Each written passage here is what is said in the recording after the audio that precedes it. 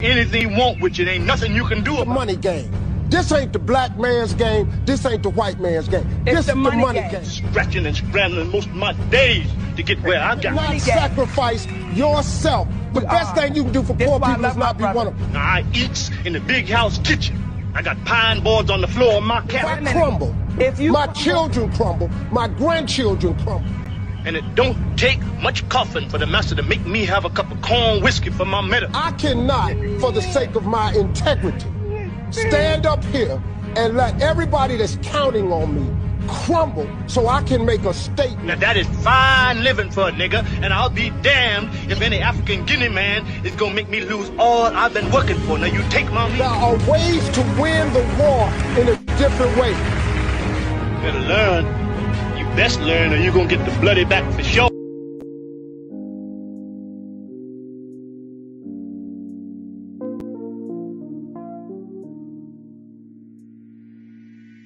Tupac Shakur's killing brought 10 days of hell to Compton. The bloodshed helped crack the case. Los Angeles, Tupac Shakur was killed in Las Vegas, but it was in Compton, home to both the rapper's allies and his accused killers, where the aftershocks erupted. They started 2 days after Shakur was fatally shot the night of September 7, 1996, when someone opened fire from a gray sedan with tinted windows and chrome rims on Alondra Boulevard, hitting a leader of a local Crip gang, as well as a 10-year-old girl. So began the 10 days of hell, said Robert Ladd, a former Compton detective who investigated Shakur's death and the retaliatory killings that spiraled from it. By its end, 3 people were dead and 10 were wounded.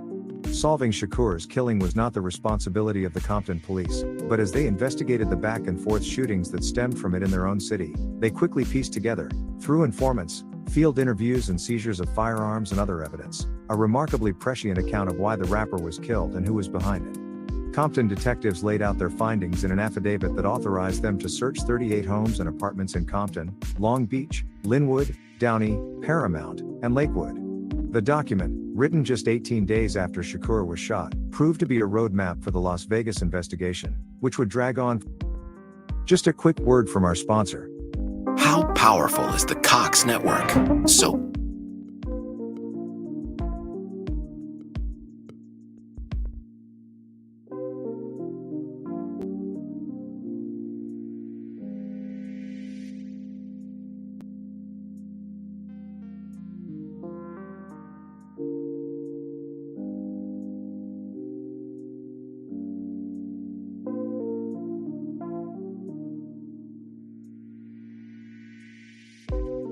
years while the rapper's death became the subject of endless books, documentaries and conspiracy theories. We knew things would play out sooner or later. I just didn't think it would take 27 years, Ladd said. The affidavit shows that within 5 days of Shakur's shooting, Compton police heard from an informant a story nearly identical to the account given by Las Vegas prosecutors last month in announcing that a suspect, a well-known Compton gang member named in the 1996 affidavit, had at last been arrested in the rapper's death. Far from the sinister and complex plots that have filled the vacuum of credible information about Shakur's death, it is a story that is simple and petty and short. A necklace snatched in a suburban shopping mall. A beatdown in a casino lobby. Payback delivered from a gun extended from a rented Cadillac's window. A shooting in Vegas, a war in Compton.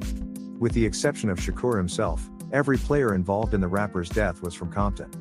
Marion Suge Knight, who signed Shakur to his label, Death Row Records, grew up in the city and surrounded himself with members of a local Bloods gang, Mob Piru.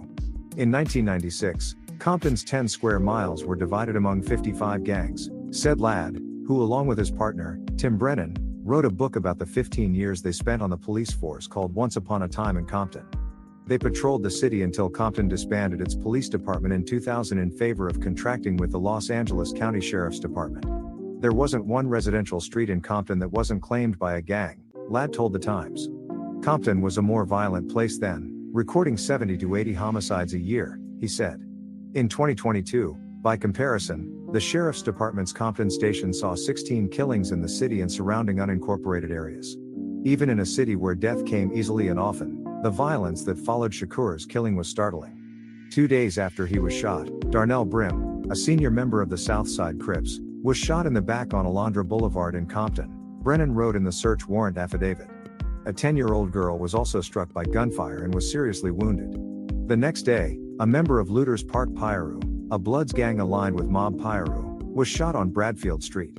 The gunman, who opened fire from a blue Chevrolet Blazer, was said by informants to be a Southside Crip, Brennan wrote. Later that day on the same street, a man whose brother worked as a security guard for Death Row Records was shot by someone who fired from a red Nissan. To Ladd, it was clear that the Southside Crips, blamed for Shakur's shooting, were retaliating against Piru gangs affiliated with Knight and his record label. Why else would they be going to war? He said. The Southside Crips claimed a swath of Compton bounded by Alondra Boulevard to the north, Greenleaf Boulevard to the south, Long Beach Boulevard to the east and Santa Fe Avenue to the west. They were one big happy family at one time, Ladd said. Then a schism opened between two crews, both named after the streets where most of their members grew up. On one side was the Glencoe crew and on the other, the Boris crew led by Dwayne Keefe D. Davis. Ladd watched Davis go from just a gang banger hanging out in the street to one of the biggest dealers of rock cocaine in Compton after getting out of prison, he said, where Davis had made connections with drug suppliers. The same day the two Bloods were shot on Bradfield Avenue, an informant told Compton police that a man had delivered a duffel bag of guns to a complex on Glencoe Avenue that the Southside Crips used as a safe house, Brennan wrote. The source said the gang members had told residents to stay indoors because it's on.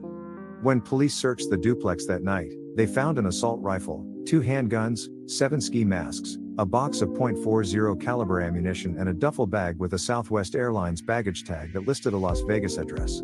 The next morning, Bobby Finch, who grew up in the Southside Crips neighborhood and had friends in the gang, was killed in a drive-by on Mayo Avenue.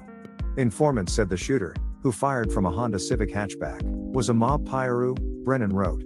Then detectives got a tip about a car that would prove critical in the Shakur case. Jerry Bonds, a Southside Crip nicknamed Monk, had brought a rented late model white Cadillac to an auto repair shop on Alondra Boulevard, the informant reported.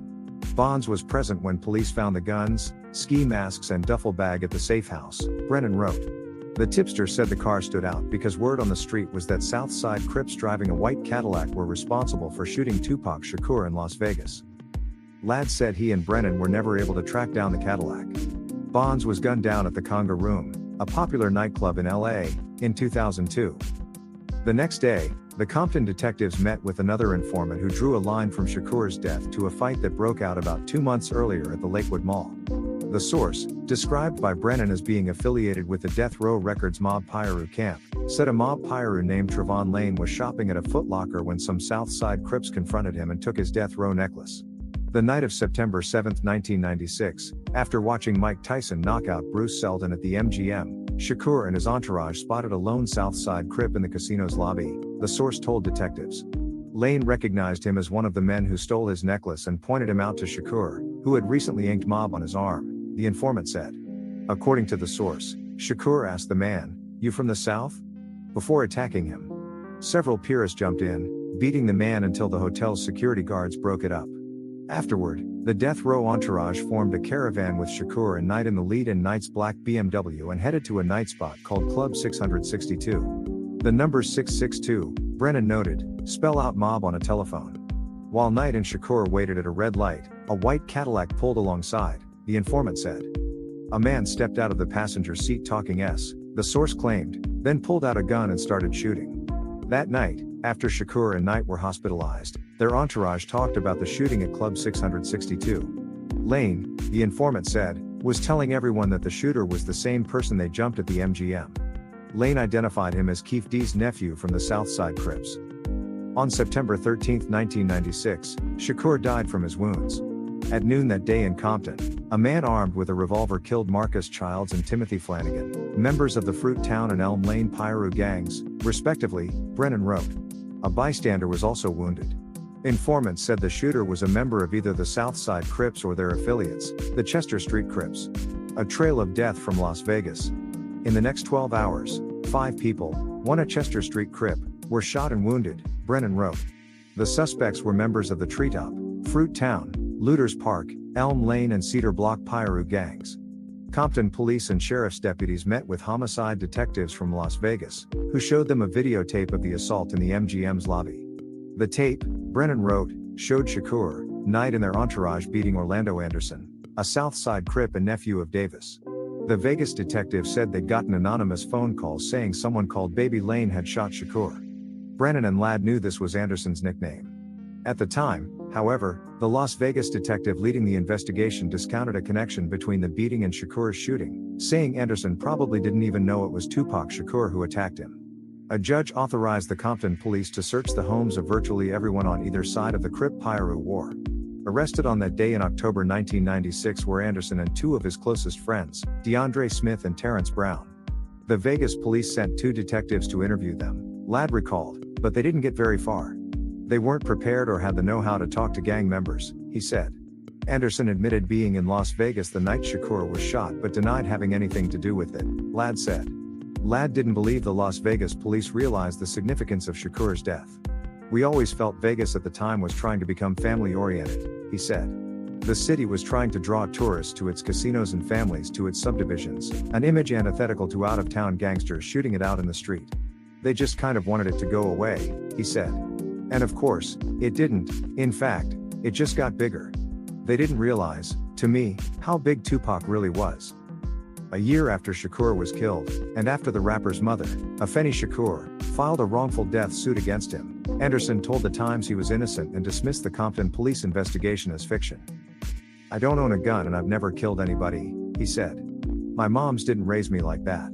8 months later, Anderson and a friend, Michael Doro, spotted some members of the Corner Pocket Crips who owed him money from a drug deal at a car wash in Compton, Ladd said. When the bullets stopped flying, Anderson, 23, and Jerry Stone, 25, lay dead and Stone's uncle, Michael Stone, 43, was fatally wounded. Doro was convicted of murder and is serving life in prison. Another rapper murder turns up heat. The investigation into Shakur's death was revived in Los Angeles 10 years later, when LAPD brass set up a task force to solve the murder of another rapper. A squad of LAPD detectives and federal agents were assigned the case of Christopher Wallace, the rapper known as the Notorious B.I.G., who was gunned down in 1997 after leaving a party at the Peterson Automotive Museum on Wilshire Boulevard. The task force never found Wallace's killer, but it did get Davis, the South Side Crip leader who'd appeared at the peripheries of the Compton police investigation of Shakur's murder, to talk. LAPD debts. Greg Kading and Darren Dupree approached Davis in the garage of his Riverside County home in 2009 and told him they had enough evidence of his drug dealing to send him to federal prison for 25 years, Kading recalled.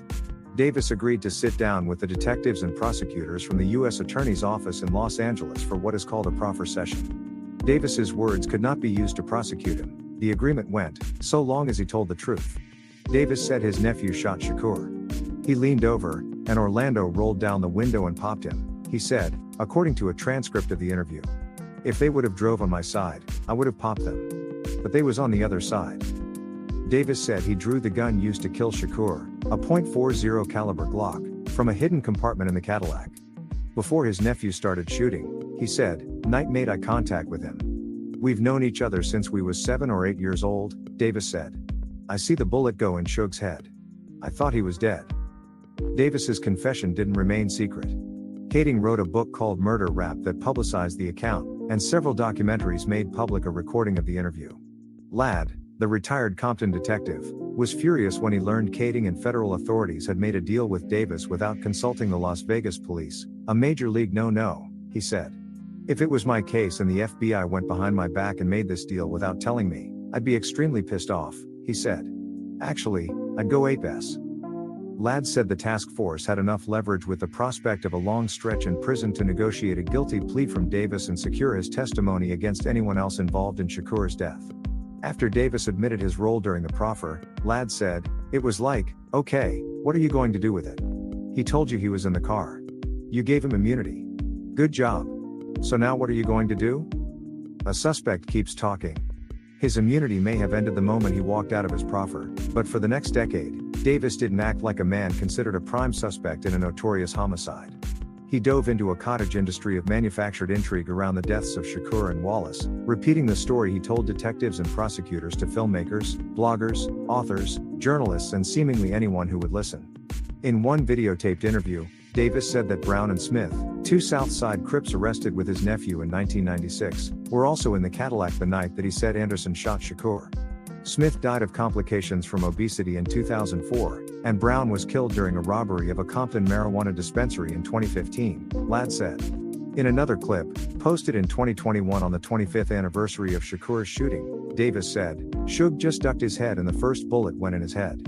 Shakur, he said, was trying to do a breakdance, trying to jump in the back seat or something. Looked like he was trying to jump up but bullets was hitting his ass. Keating said authorities are able to use every word Davis said outside of his proffer to convict him. He's the best witness against himself, Keating said. Ladd said he believes, at some level, the Las Vegas police were simply embarrassed into making an arrest. Between Davis moving to Nevada, writing a book called Compton Street Legend that detailed the Shakur murder and talking about it in YouTube videos, he's throwing it right in their face.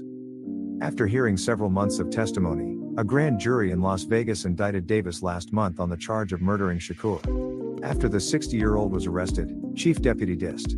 Attorney Mark DiGiacomo told reporters a story that sounded familiar to anyone who followed the Compton police investigation some 27 years earlier. There was an effort to steal a death row chain, DiGiacomo said. After Lane recognized Anderson as the thief in the MGM lobby, the prosecutor said, a giant beatdown of Mr. Anderson ensued. A white Cadillac, with Davis in the front passenger seat, pulled alongside Knight's black BMW. Davis's longtime attorney, Edie M. Fall, declined to comment. Ladd testified before the Las Vegas grand jury, giving the panel a portrait of Compton's gang dynamics at the time of Shakur's death and an understanding of all the people involved.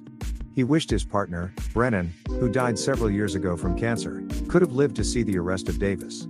We just did our job, he said, copyright 2023.